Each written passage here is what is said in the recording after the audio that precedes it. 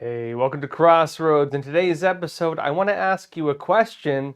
Should the Pentagon let AI weapons choose to kill humans? And this sounds crazy, but this is a legitimate and actually very important discussion the Defense Department is having right now. Also, we're talking about a new secret surveillance program that apparently was not so new. The government's been doing it for a while, but it's now been revealed.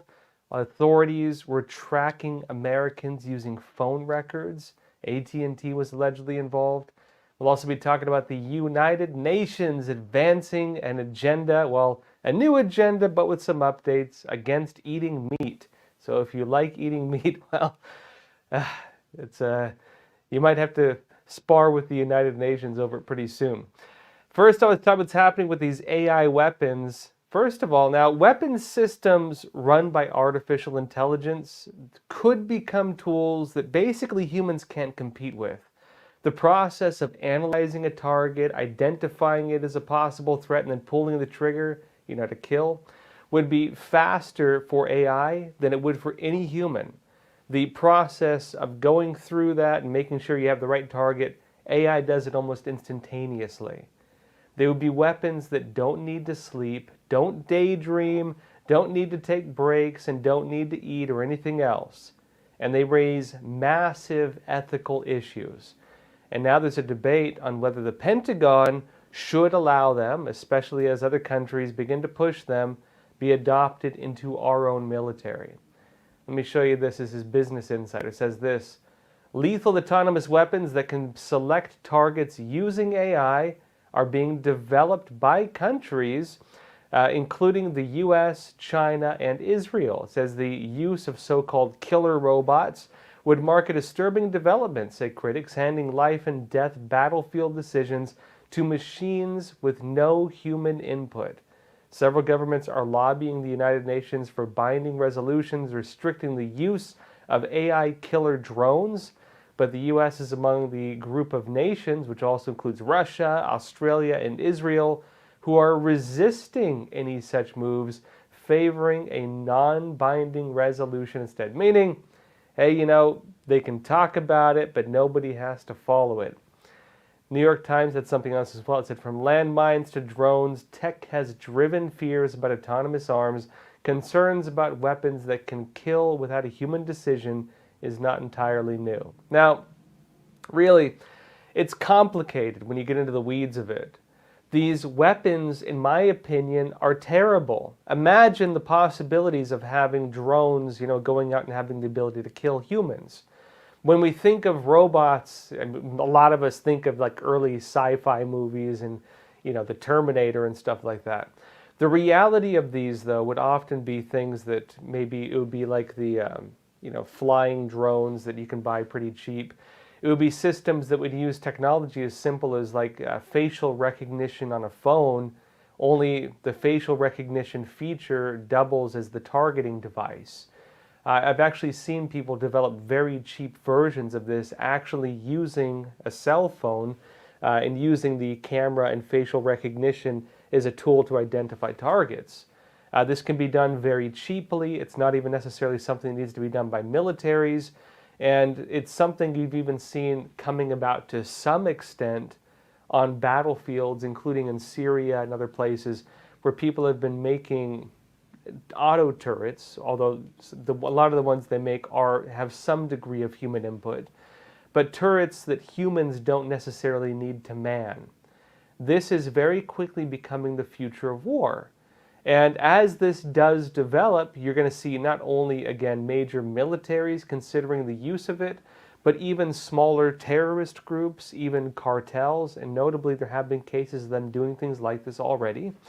And especially as it gets into, let's say, larger groups, militias, larger terrorist organizations, and eventually into militaries, they're going to have to grapple with the problem that if somebody else is doing it, you're not going to be able to compete unless you do it also. One of the big concerns that the U.S. has with this idea of a non-binding agreement is based on that concept, that America could sign a binding agreement, meaning we will not develop these weapons, But if, for example, we don't have any of the weapons developed, we've never done any research on them, it's illegal, we can't do it, and a war starts, and our enemies are deploying those kinds of weapons, we're going to get wiped out. For the U.S. military, that's a big concern because we need to be ahead of the curve. We need to be better than the other militaries of the world because that's how national defense works. You want to win the wars you fight. But unfortunately, it could easily become a future of warfare that I think represents a future that we don't necessarily want. This takes humans really, in my opinion, down a very dangerous path. But at this point, it's becoming almost inevitable. It takes humans now time to analyze and respond to threats. If you're, for example, a police officer and you're in a home and you're looking for a suspect and someone jumps out, you can't just shoot them, at least preferably not. You need to make sure it's not a civilian. You need to make sure that it's not someone who's armed. You need to make sure it's not a kid. You need to make sure that it's not the person you're looking for, essentially, and then to analyze that threat and determine whether they pose a threat to you or not. And for humans, that's one of the more difficult parts of war, even, again, policing. If you look at videos and footage of what's happening in Ukraine right now, you might have seen that you have troops putting colored tape on their helmets, on their arms, all over them, because they're trying to identify who's who. The Ukrainians want to make sure they don't shoot other Ukrainians. The Russians want to make sure they don't shoot other Russians. Friendly fire becomes a real concern on the battlefield. And there's always a brief moment of pause where you wonder, is that an enemy or is that one of my allies? Computers going through that process can do it almost instantaneously. And that is one of the big concerns that comes about when you deal with AI weapons that can choose targets, analyze targets, and in this case even choose to fire, killing the target, without using any kind of human input or analysis or anything. I should note there are some weapon systems already deployed in the United States that solve most of that process and only, kind of allow the pilot or the troop to carry out the order to fire. If you deal with things like some of the attack helicopters in the United States, there's incredible technology with those things, where they even have eye tracking, for example. Really, the way weapons are developing in terms of targeting and such is that split second that means the difference of life and death. Any type of engagement is very much like the Old West duels, take 10 steps, turn around and fire. And the process of turning around, analyzing your target, pointing, aiming, and shooting, really a couple seconds or even half a second is the difference between winning and losing. Now, militaries, again, face a lot of problems with this. And there's also some issues, again, of basic human needs, attentiveness. Some militaries have tried getting around the human needs by doing things like, super soldier experiments. The Nazis, the Soviets, they all had things like this. Funny enough, they give them amphetamines, like meth, in order to keep troops awake for days, especially if you're manning a machine gun. But generally speaking, the human mind has its limits. Troops get shell shock, troops get PTSD, troops start longing for home, troops start having loyalty issues, they get tired, they have to go to the bathroom, they have to eat, they have to take care of their basic needs, and they're not going to be 100% watching for targets all the time. Computers and AI systems bypass that entire thing. Now, you could argue that we've already, especially in the wars of Afghanistan and Iraq, began dehumanizing war to a large extent. People have pointed to the very strange way that, for example, we fight with drones, where troops, American troops in American bases are flying drones in Afghanistan or Iraq, or at least used to, and they're using really a video game controller oftentimes. They actually model them off them. And they're watching on a screen a war. You go in for your 9-to-5 job and you're fighting a war. And after you're done controlling these drones, you go home to your family and sit down at the dinner table And it's a weird kind of lack of separation between the battlefield and the home front. And for a lot of troops, that's created also a very complicated situation. One that I think we haven't yet really seen the full effects of because it's such a new situation for us to have. And again, that ties into the issues of PTSD, of being able to separate let's say, a war from home and onward.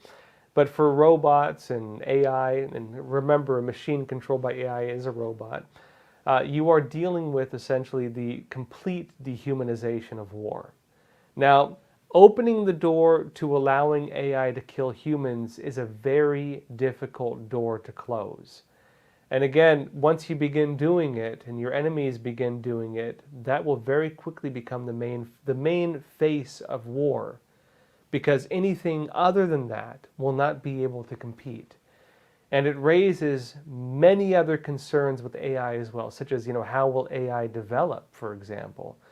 We don't yet know where it's going to head. If you think about how long these types of technologies have been fully available to the public, like these chat GPT and stuff, it's only been not that long of a period of time, and already we've seen how much it's developed.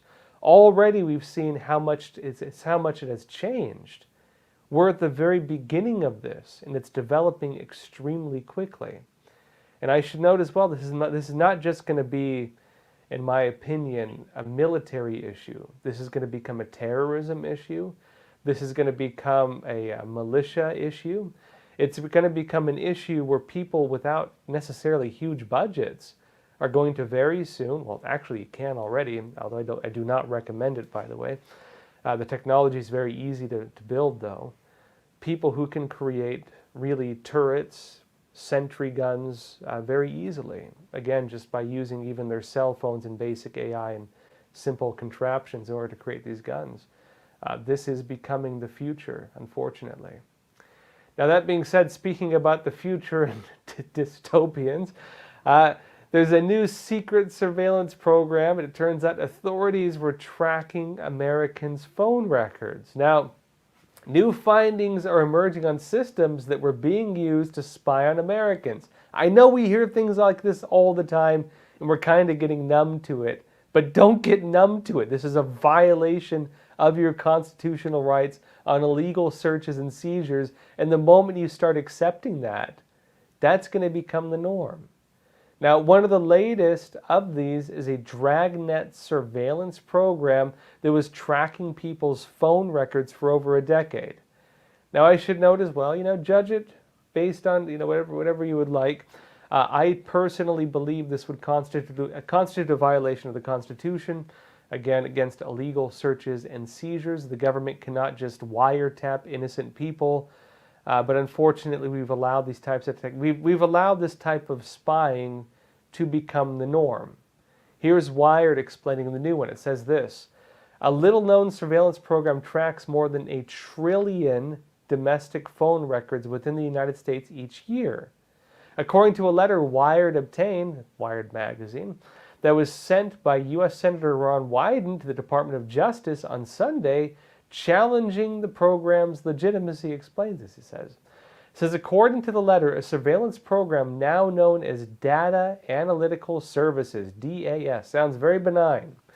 But it says here that this has, for more than a decade, allowed federal, state, and local law enforcement agencies to mine the details of Americans' calls, analyze the phone records of countless people who are not suspected of any crime, including victims, using a technique known as chain analysis. It says the program targets not only those in direct phone contact with a criminal suspect, but anyone with whom those individuals have been in contact with as well. Now, that could mean, for example, that you have a cousin or an uncle whose lifestyle you do not agree with, and you're not involved with it, you don't even want to know about it. Maybe you've tried talking to him a few times, say, I hope you get on the right track in life. And you have a phone call with him, talking to him about that. It means that because you have that phone call with him, you are then within that chain of analytics, meaning you are now swept up within that system. And if you understand, they used to talk about, what was it, 7 degrees of separation or something like that, that every single person on Earth is connected to the next within a few degrees of separation. How many degrees of separation are you going to have before essentially you cover the entire country or most of the world? We talk about degrees of separation based on the entire Earth. How many is it if you just go by one single country? At least in my opinion, this is a loophole that has allowed for sweeping public surveillance. It means basically that almost everybody can be surveilled. And if you understand as well the nature of weaponized justice and expansion of the justice system, what then constitutes a criminal? What then constitutes a suspect? What then constitutes somebody who's been labeled as an extremist or whatever else? They've broadened these terms so much, and in my opinion, going against people who probably haven't done anything while allowing actual criminals to just run scot-free. You do have the issue as well that this could be very easily become a tool for political targeting. We do know of similar things like this, Section 702 of FISA. And of course, that was one of the ways that they were spying on Trump, for example. We know of many other systems like this, CISA, for example. And when you take the whole picture into account, there is a massive public surveillance system that can monitor just about any kind of digital activity, whatever it is. Now, back to this DAS program, formerly known as Hemisphere, it's run in coordination with the telecom giant AT&T, at least according to Wired, which captures and conducts analysis of U.S. call records for law enforcement agencies. Now, you could argue that law enforcement could say that these are not necessarily your private records. You could argue that the Constitution protects you from illegal searches and seizures, but what happens when your personal records are the property of a privately held business or even a public-private partnership, and you as an individual, a customer of that service, have agreed to the terms of services where you have given them permission to keep your data, track your data, record your data, and use it for analytics or whatever the heck they want? Can that property then be obtained by the government through a partnership? Well, that's how it works. It's again another chapter in the censorship by proxy, in this case surveillance by proxy network. If you understand the amount of data that, for example, social media sites collect on you, if you ever read the terms of services, you might agree, for example, to allowing them access to your phone, your camera on your phone, access to your microphone, which can even record when your phone is not on, by the way, in many cases.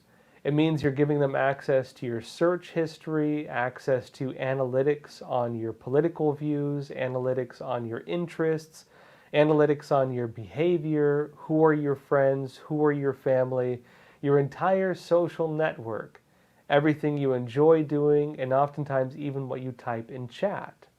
Meaning everything you communicate, everything you look at, everything you do online or around a device connected to the internet can then be collected by private companies, which you have personally granted permission to. And I know I don't read all those terms of service agreements. I don't think many people do.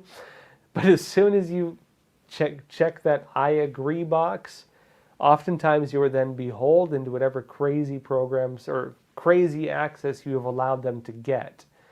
And some of them have really wild forms of access, even including biometric data, facial analytics, and other things like that. And for law enforcement, you could argue, well, it's very useful. If someone is arrested and police, for example, want to look and see what the person's doing online, they can find their Google search history, which actually is used as evidence in court now to incriminate people.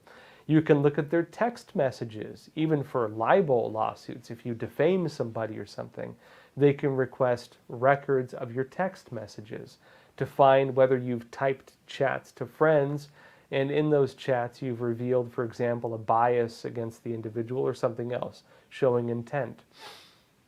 All this information, everything we do on the internet, is used then as evidence against you, or in some cases maybe in your defense, although I'd say it's more likely to be used against you. And it has created a system of really just massive surveillance being provided by private companies to every agency of law enforcement, federal, state, and local.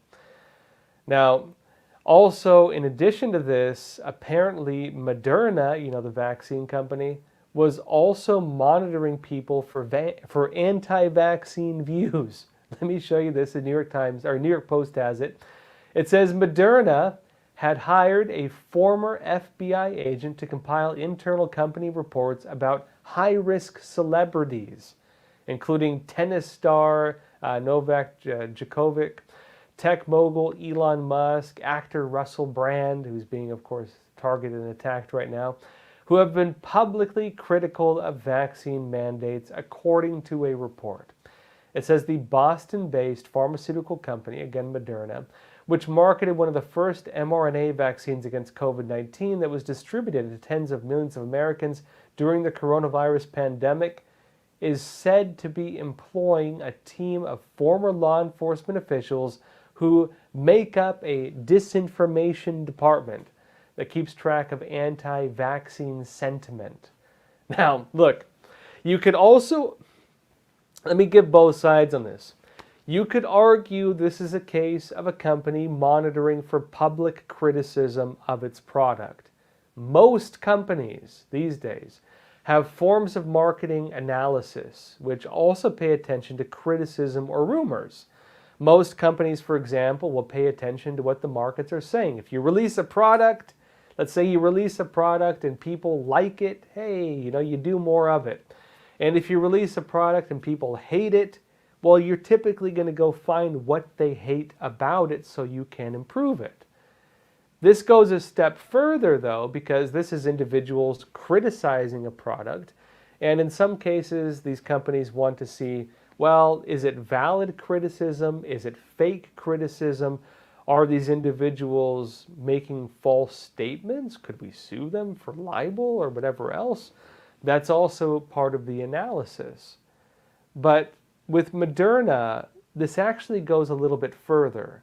With Moderna, it's not just limited to that type of public relations.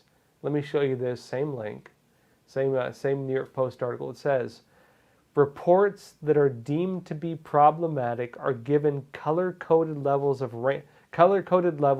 ranging from low risk to high risk, Fang and Paulson reported.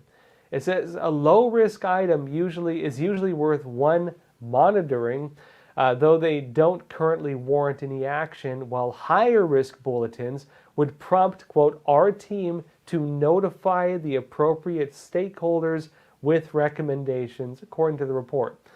It seems to be the case, and again, we'll see if this ever gets, if there's lawsuits on this, which I think is actually very possible, that these companies themselves have been providing recommendations on censorship. And we do know that the federal government had operations like this. We do know that the vaccine companies at least had some interest in it. And we're making, of course, public statements. We know that American health authorities, even international health authorities, social media sites, were carrying out operations all in sync with each other on this.